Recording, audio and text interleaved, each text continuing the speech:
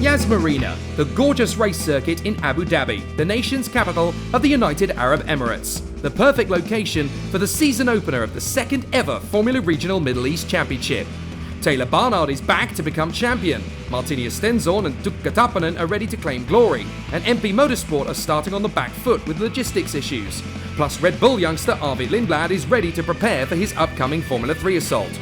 It all sets the scene for a fascinating first weekend. It's Barnard versus Tappinen straight out of the blocks in the first race of the year. But try as he might, Tappinen couldn't beat Barnard away. Even with drivers stretching their own limits in a bid to make progress, it was surprising to note that the safety car wasn't required at any point, with a green to flag race full of drama and terrific racecraft. Tappinen was pushing hard, as too were the midfielders. But Barnard was unstoppable, and his objectives are certainly being met so far, with the Race GP teammates of Tappinen and Stenzorn in his wake. After a giant crushing victory from Taylor Barnard, it's joy for PHM AIX. Time to start catching up for everybody else. One down and only 14 brutal races to go. Race 2 would see a reverse grid encounter, with the top 10 from Race 1 reversed. That put Arvid Lindblad for the Mumbai Falcons in pole, and it would be a huge effort to keep the lead on the opening lap. Mari Boyer was left squabbling with Tappinen, and as the field dropped down the corkscrew, Lindblad held the initiative. Barnard couldn't make up as much ground as he wanted, held in place by the traffic. James Wharton was reunited in combat with his F4 adversary Tappinen, and Valeria Rinicella was dueling with anyone who drew level.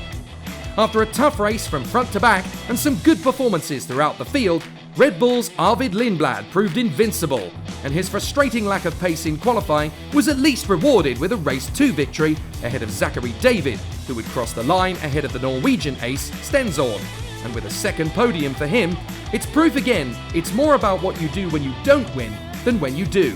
Lindblad may have taken the win, but big points for Stenzorn keep him in control. What we didn't know heading into Race 3 was that we were about to witness a show-stopping grandstand battle. Barnard may have led away, but it was clear Stenzorn was in no mood to sacrifice a victory for a third time, and he eventually wrestled his way past the British driver with a dubious manoeuvre on the curbs. Further back, and the MP Motorsport drivers' frustrations meant they were left to essentially race for bragging rights with each other.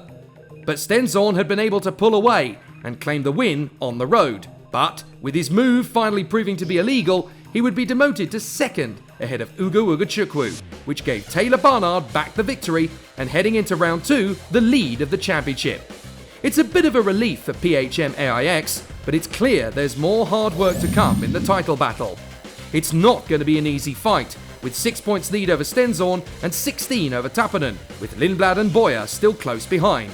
There's still time for everything to change, and knowing this championship, it probably will.